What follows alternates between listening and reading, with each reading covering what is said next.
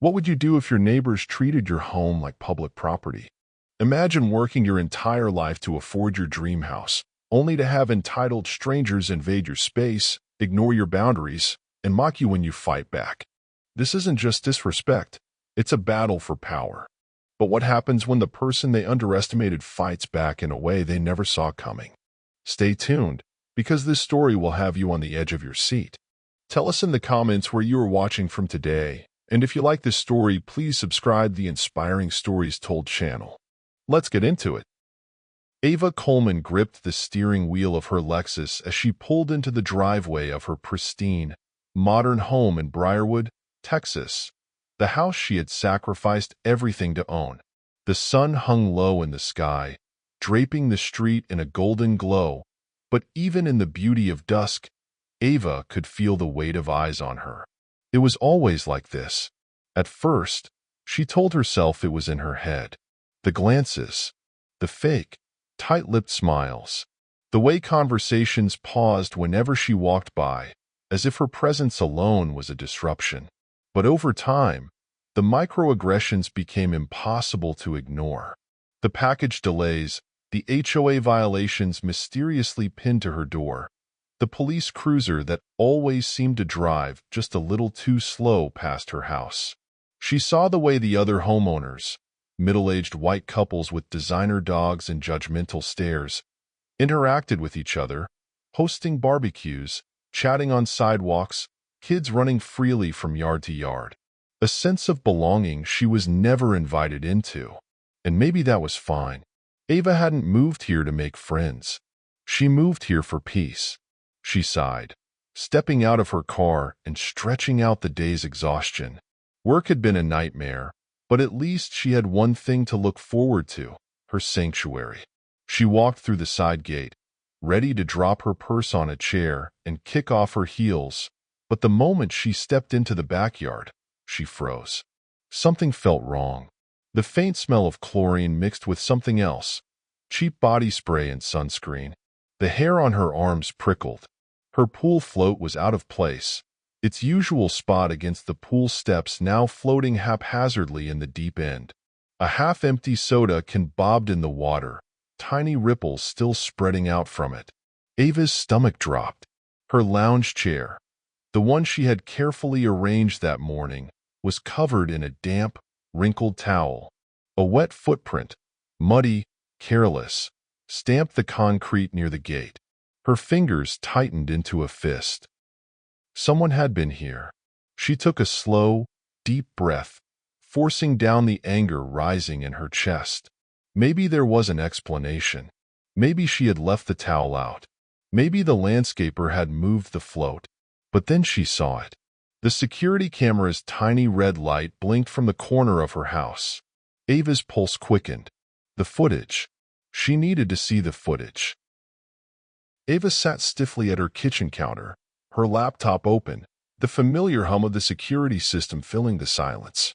She clicked through the footage, fast-forwarding through hours of stillness. Then movement. She hit play, and her jaw clenched. Two teenage white boys, maybe 16 or 17, hopped the fence like it was nothing, laughing as they shook off their shoes and stripped down to their shorts. One of them, a tall, wiry kid with shaggy blonde hair, cannonballed straight into the water, splashing the concrete. The other followed, wading in like he had all the time in the world. They weren't in a rush. They weren't hiding. They acted like they belonged here. Ava's heart pounded in her ears. Her sanctuary, her private space, violated. She watched as the boys swam for a full 15 minutes, laughing, playing, drinking soda, leaving their trash behind. No fear, no guilt, like she didn't exist. Her fingers trembled over the keyboard. Her rage burned hotter than the Texas sun. She didn't care if they were kids. She was going to handle this. The evening air was thick with humidity when Ava knocked sharply on the door next door. She didn't hesitate, didn't second-guess. This wasn't a misunderstanding. This was trespassing.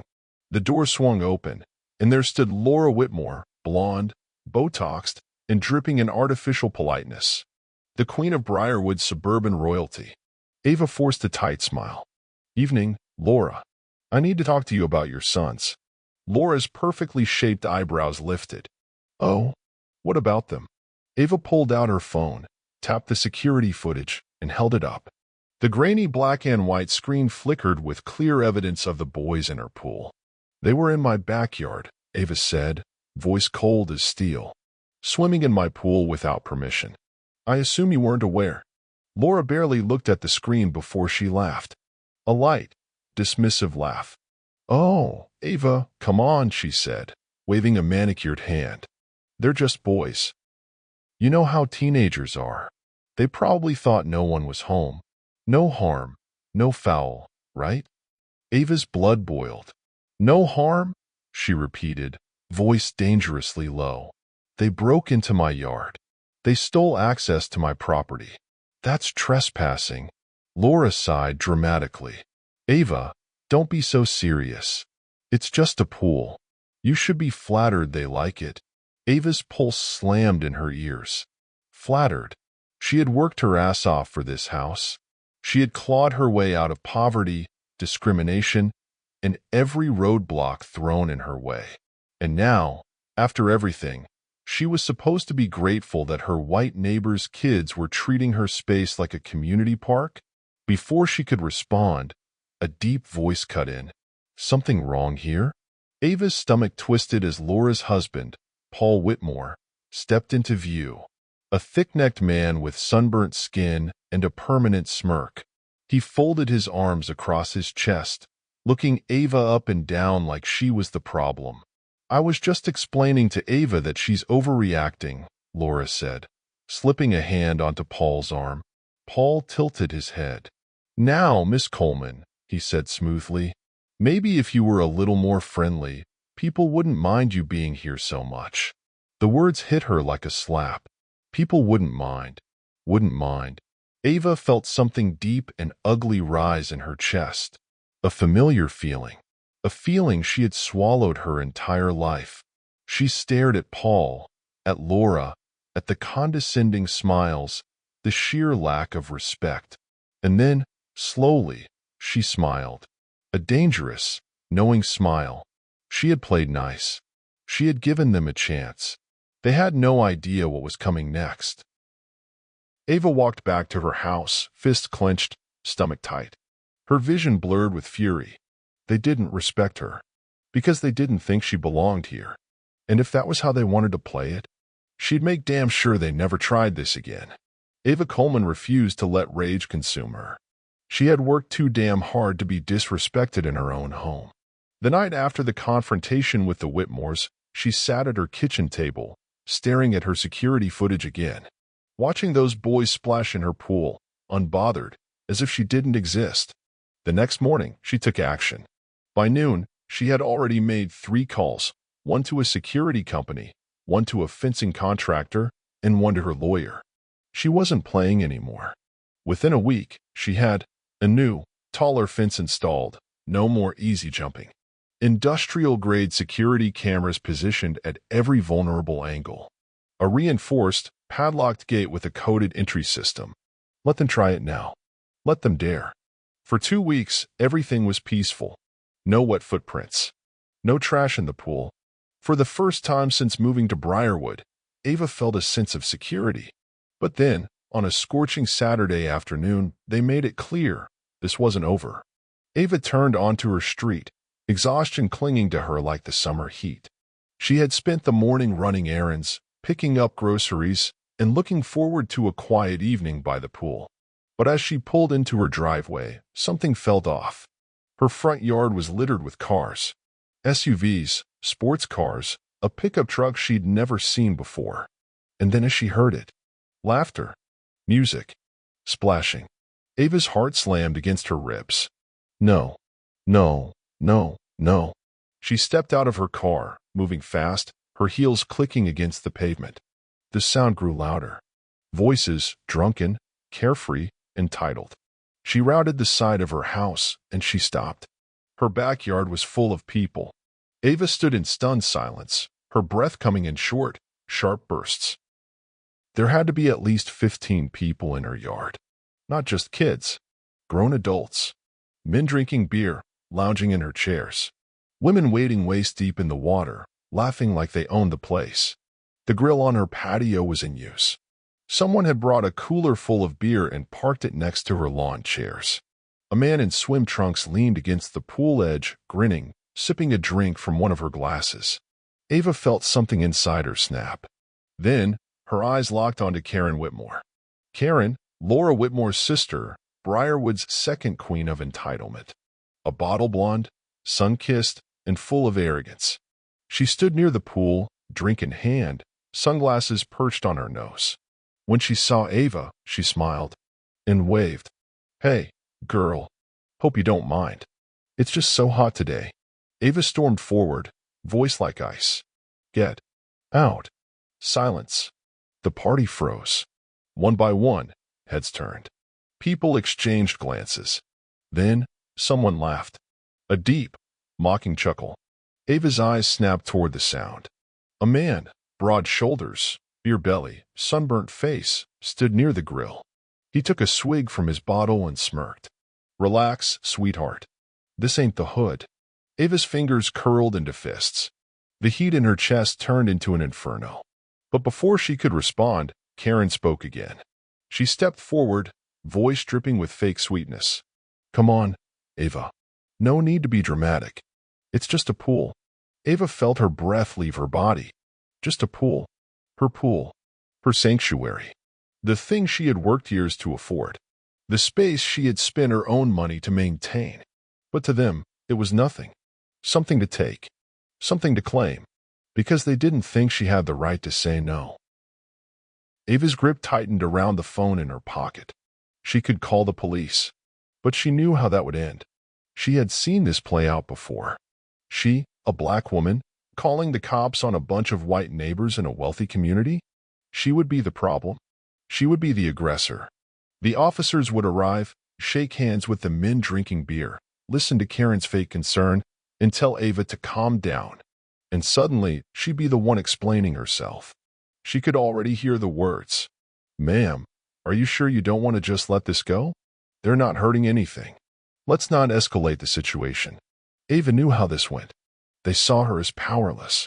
And powerless people weren't allowed to say no. Ava's heart pounded. Her entire life, she had been told to be polite, to be gracious, to be careful. She had swallowed her frustration, buried it beneath forced smiles and careful words. Because black women who spoke up were labeled angry.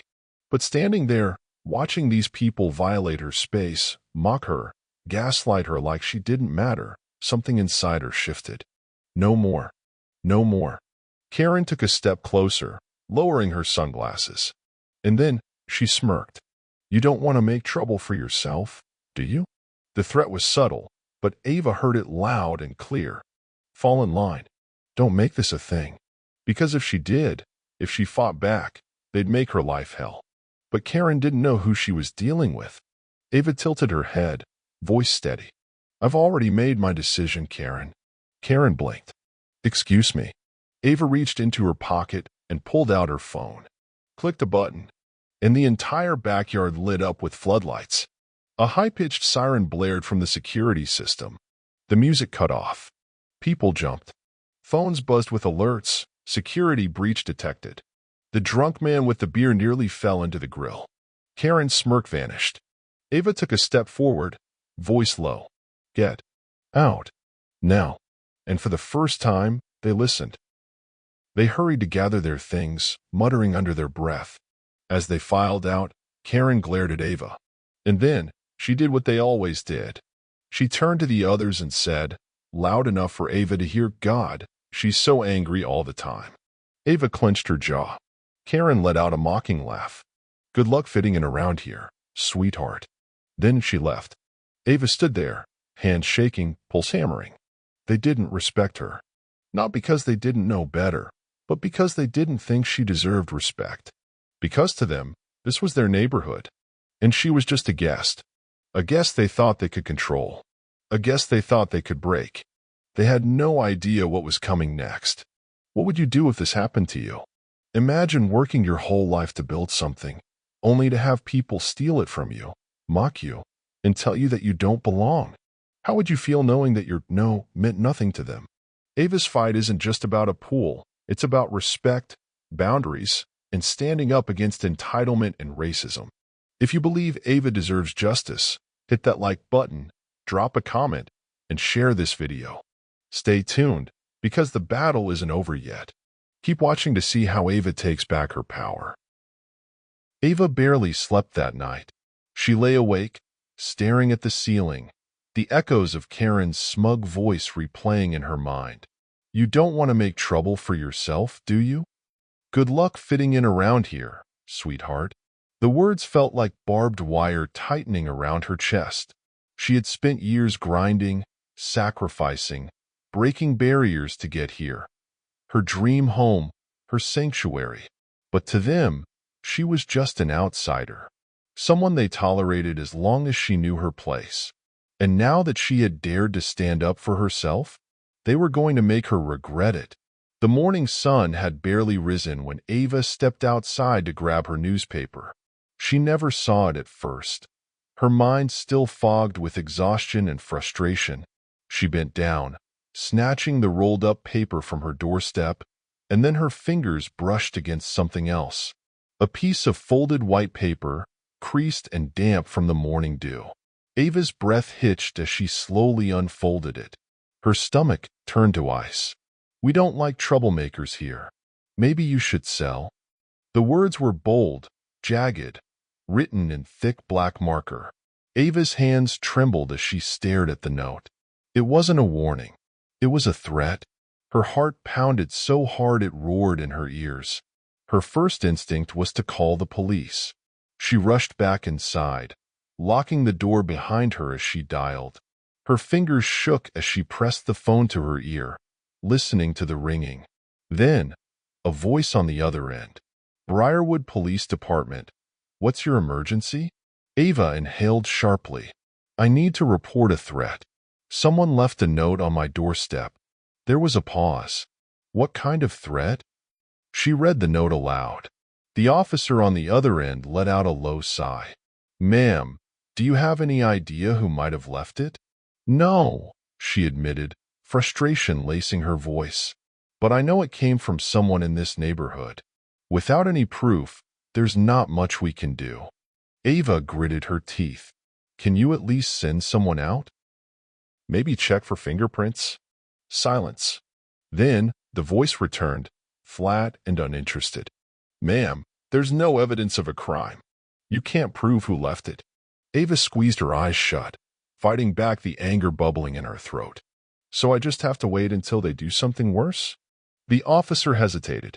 Are you sure you didn't misunderstand the message? That did it. Ava's fingers tightened around the phone. Misunderstand?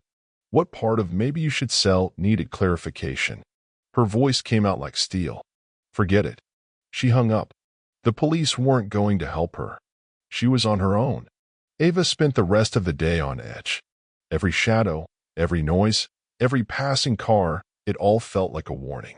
By nightfall, she convinced herself she was being paranoid. Maybe they wouldn't escalate things. Maybe the note was just their way of scaring her into silence. She was wrong. The next morning, when Ava stepped outside to check her pool, she felt her soul leave her body. Her pool was destroyed. Beer bottles, cigarette butts, fast food wrappers, floating in the water like a garbage dump. The crystal blue surface she once loved was now polluted with filth. But the worst part, the thing that sent a sharp, nauseating wave of rage through her, was the patio door. Scrawled in thick, white shaving cream, a single word. Leave. Ava's knees buckled. Her hands clutched her chest, trying to keep the pieces of her heart from shattering. This wasn't just about the pool anymore. This was a message. She wasn't welcome here. She never was. Ava backed away, stumbling into the house, locking the door behind her. She didn't cry. Not at first. She just stood there, staring at the mess through her sliding glass door, the words screaming at her like a slap to the face. Minutes passed. Maybe hours. She didn't know. And then, like a dam breaking, the tears came. Silent at first. Then hard. Uncontrollable. She collapsed onto the couch, hands shaking, gasping for air. Her dream had become a nightmare, and there wasn't a damn thing she could do about it. Or so they thought. Ava wasn't sure how long she sat there, but eventually the tears stopped, and something else took their place. Cold, hard, anger. Her breathing steadied. She wiped her face, her fingers curling into fists. Enough. She had played nice. She had called the police. She had done everything right, and they still treated her like nothing. Like she didn't deserve to be here.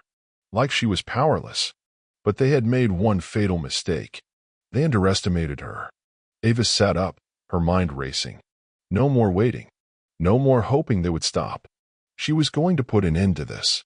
Not with words. Not with pleading. With strategy. With intelligence. With power. If they wanted a fight, she would give them one. And this time, she wasn't going to lose. Ava had spent her life playing by the rules. She had worked harder, smarter, and longer than most people could imagine, just to get a seat at a table they never wanted her at. She had tried to be polite. She had tried to be reasonable. She had tried to handle this the right way. But these people, they only respected power. And now, she was going to give them a reason to be afraid. She spent the next 2 days turning her backyard into a fortress. First, she upgraded her security system. The motion-activated floodlights were now paired with sudden, blaring sirens that would go off the moment someone stepped past her property line. The second those entitled rats thought about sneaking in again, they'd be blinded, exposed, and humiliated. Then, she designed the perfect psychological trap. The fake warning signs arrived first. Pool chemically treated. Unauthorized swimmers may experience rashes, hair loss, and severe itching. She bolted them onto her fence and made sure they looked official. Big, red letters, an aggressive biohazard symbol, and the kind of legal jargon that made people hesitate. To sell the illusion even further, she reached out to an old college friend who worked in maintenance. By the end of the night, she had an empty hazardous chemical container sitting next to the pool pump. The large sticker on the side, though meaningless, read, "Danger. Bioactive treatment. Do not touch."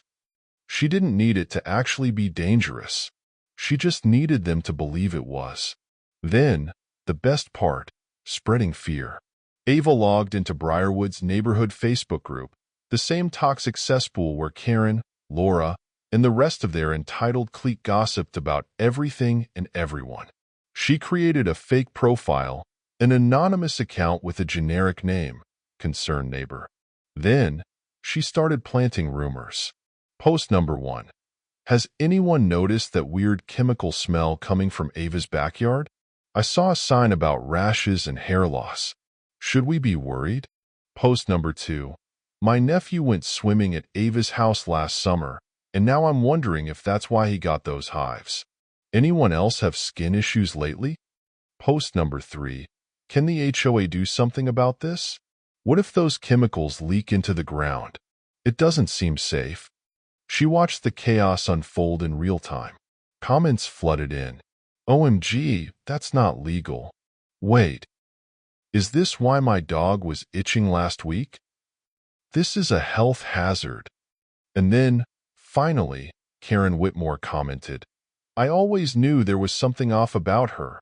I'll look into this. Ava leaned back in her chair, a satisfied smirk spreading across her face. Hook, line, sinker. It was just a matter of waiting now. Ava didn't have to wait long. The next day, she watched from her window as 2 teenage boys from 3 houses down stopped in front of her fence. They stared at the warning sign, whispering. One of them pointed to the chemical container sitting next to the pool. They looked at each other. Then, they turned right back around and walked away. Ava laughed out loud. But the best moment? That came later that night.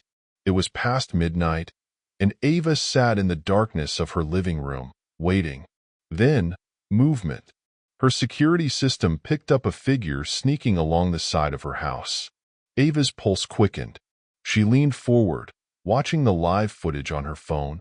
The figure approached the fence, hesitant, cautious. A man, probably in his 40s, trying to peer over the wood. Karen's husband, Paul Whitmore. Ava's smile widened. You want to test me, Paul? He took another step closer. The motion-activated sprinklers exploded to life. A jet of freezing water blasted from the ground, soaking him head to toe. Paul let out a panicked shout, stumbling backward. He tried to run, but slipped in the mud. Ava watched with pure satisfaction as he scrambled to his feet, dripping wet, before bolting down the street like a thief caught in the act. Her phone buzzed. A new post on the neighborhood Facebook group. Paul Whitmore, Ava's sprinklers just went off for no reason. Almost knocked me off my feet. She's trying to start something. The comments rolled in instantly. Why were you near her fence at midnight, Paul? Dude, that sounds like a you problem. Maybe it's those toxic chemicals. Hope you don't get a rash. Ava sat back, grinning. They were turning on each other now, and it was only getting started. By the next morning, the entire neighborhood was in an uproar. Karen was losing control of the narrative. She posted a rant in the Facebook group, trying to convince everyone that Ava was dangerous and not a good fit for this community. But this time, people weren't buying it. I don't get it. She just wants to be left alone. If someone kept trespassing in my yard, I'd do the same thing. Karen, didn't your kids sneak into her pool last month? Karen was getting roasted in the comments. The best part? Someone reposted a screenshot of her husband running from Ava's sprinklers. The caption? She warned y'all. Ava stood in her backyard that evening, breathing in the crisp summer air. For the first time in weeks, it was quiet. No unwanted visitors. No laughter in her pool. No entitled neighbors violating her space. Her plan had worked. She had used their own fear and stupidity against them. She had flipped the script. And now, they were scared of her. She picked up her glass of wine, toasting to herself. No more pleading. No more waiting. She had taken her power back. And if they ever tried her again, she was ready. Ava woke up the next morning to silence. For the first time in weeks, there was no laughter, no splashing, no drunken voices drifting over her fence. No more cars parked outside her house.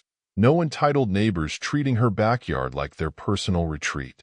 She stretched, exhaling slowly, letting the sweet, satisfying quiet settle into her bones. Her plan had worked. They were afraid now. Afraid of what she might do next. Afraid that she wasn't just some passive, helpless woman they could walk all over. But Ava knew people like them. They weren't done yet. And she was right. At exactly 9:30 a.m., there was a knock at her door. Ava didn't rush. She set down her coffee, stretched lazily, and made sure she was fully composed before she opened the door. And there she was, Karen Whitmore, standing on Ava's porch, arms crossed, lips pressed so tight they turned white.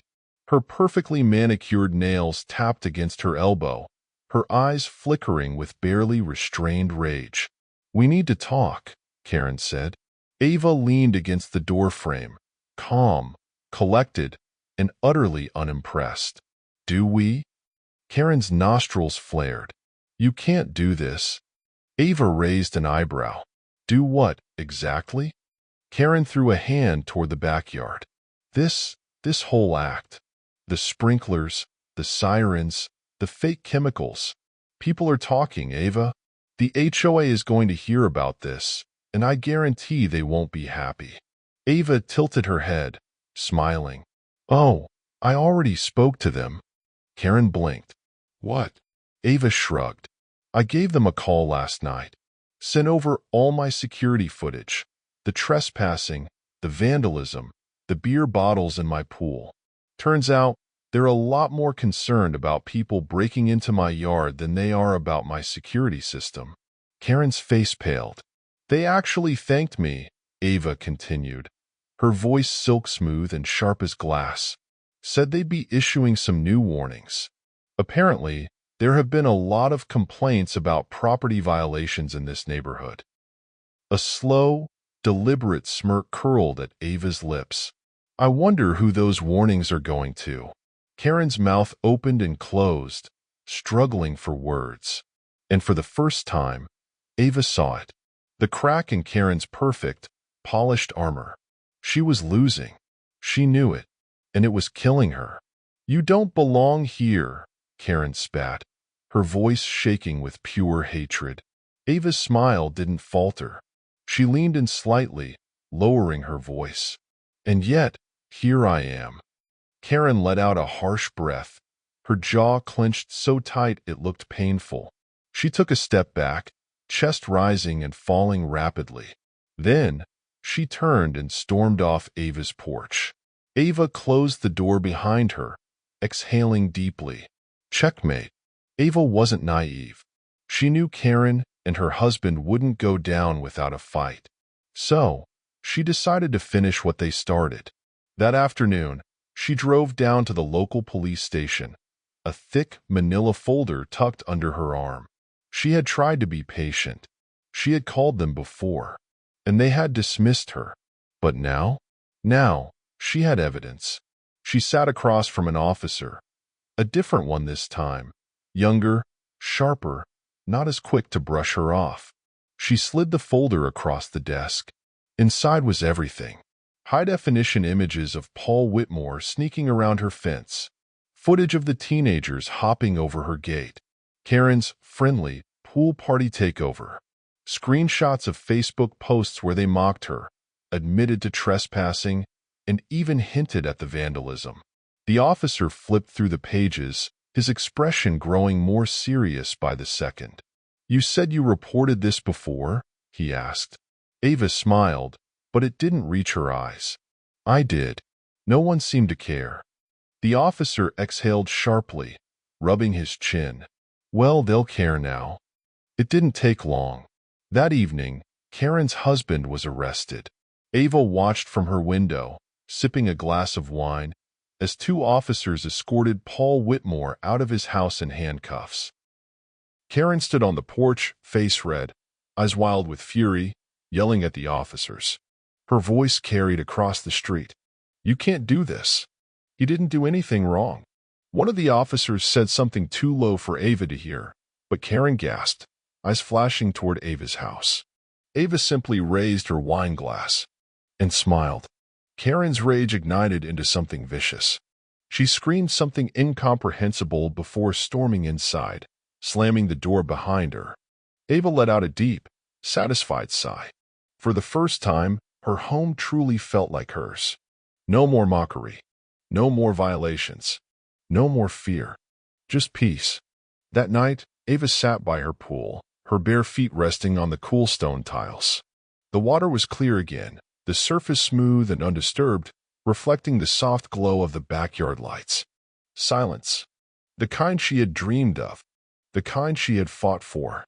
She took a slow sip of wine, letting the quiet settle over her, feeling the weight of the last few weeks finally lift from her shoulders. She had won. And the best part? She never even had to raise her voice. She set her glass down, leaning back against the lounge chair, a small, satisfied smile playing at her lips. Because now, they were the ones afraid of her. And she planned to keep it that way. What happened to Ava isn't just a story, it's a reality that many people face every day. Maybe not with a pool, maybe not with a neighborhood, but in workplaces, social spaces, and even in their own homes, where boundaries are ignored, respect is denied, and power is stolen simply because others think they can get away with it. So what's the lesson? First, you don't owe anyone access to your space, time, or energy. Entitlement is a disease, and people will take as much as you allow them to. Some do it intentionally, exploiting kindness and bending rules to their favor. Others do it out of pure arrogance, believing they have the right to cross lines just because no one has ever stopped them before. The moment you stop defending what's yours is the moment they will take everything from you. Ava's mistake at the beginning wasn't her anger, it was assuming that being reasonable would work with unreasonable people. She learned the hard way that sometimes being firm isn't enough. You have to be strategic. You have to be smart. And most of all, you have to be fearless. Second, respect isn't given, it's enforced. No one in that neighborhood respected Ava, not because she did something wrong, but because she had something they thought they were entitled to. They didn't see her as a neighbor. They saw her as an outsider, a guest in a space they believed they owned. And when she refused to be walked over, they tried to intimidate her. They wanted her to be afraid. But what happened when Ava flipped the script? What happened when she stopped playing by their rules and started using fear against them? They backed off. Because power is about perception. They didn't stop because they grew a conscience. They didn't suddenly wake up and realize their actions were wrong. They stopped because they were scared. And that's an important lesson. People respect what they fear more than what they should. If you can't make them understand respect, make them afraid of disrespecting you. That's what Ava did. And in the end, she won. Not by begging, not by pleading, not by seeking approval, but by taking back her power and making sure they knew she wasn't someone to mess with. Lastly, and most importantly, never let anyone make you feel like you don't belong. Ava's neighbors wanted her gone, not because she had done anything wrong, but because they couldn't stand the fact that she was just as successful as them. She represented everything they didn't want to accept, that she had earned her place, and that they weren't in control of her. But she stayed. She fought back. And in the end, she didn't just win back her home. She won back her peace. And if there's anything to take away from this, it's that you deserve peace too. Don't let anyone take it from you. Ever. Thank you for watching until the very end. If you enjoyed this story and believe in standing up for what's right, don't forget to like, subscribe, and turn on notifications so you never miss the next powerful video. More thrilling stories are coming. Stay tuned,